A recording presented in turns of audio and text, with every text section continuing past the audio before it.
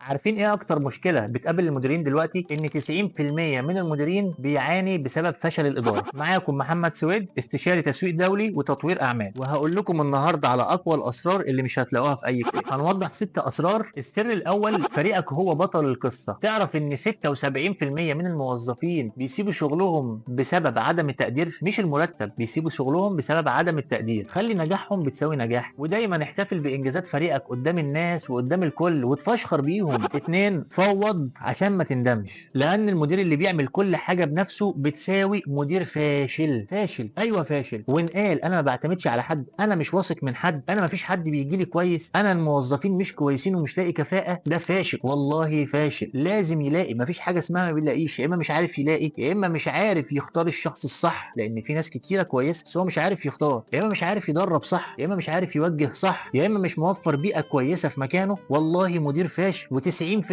من الشركات بتلاقي فيها النوعيه دي. انا مش لاقي حد اعتمد عليه. العيب فيك انت مش في الموظف اللي جاي لك، ولازم تسيب فريقك يغلط ويتعلم. وهقول لك على سر خطير يبسطك: التفويض بتساوي مضاعفه الانتاجيه، واضربها في 3 لو انت فوض، بس تفوض الشخص الصح. 3: المواجهه بتساوي قوه. القائد الحقيقي هو اول واحد بيواجه المشاكل. خلي عندك شجاعه المواجهه. المشاكل دايما بتساوي فرص للتعليم والنمو. 4: اسمع اكتر ما تتكلم. هقول لك على قانون ذهبي: 80% سمع و20% كلام. اشتغل على القانون ده. كل عضو في فريقك بيساوي كنز من الافكار، لازم تستغله، ما تهملهمش. اكتشف افكارهم، اكتشف مهاراتهم. والله كل البني ادمين عندها مهارات. انا بتصدم من اغلب المديرين ما بيعرفوش يكتشفوا المهارات اللي موجوده في فريقهم. وساعات بيجي الموظف او بيجي الشخص في الفريق جاي على وظيفه، احنا لما بنقعد بنكتشف ان هو عنده مهارات كويسه جدا في وظائف تانية نقدر نستغلها ونخليه يسيب الوظيفه اللي هو جاي يقدم عليها. لكن ما بنلاقيش استغلال للمهارات دي في اغلب الشركات اللي بننزلها كاستشارات. وخلي اجتماعاتك مصنع للحلول الابداعيه المبتكره.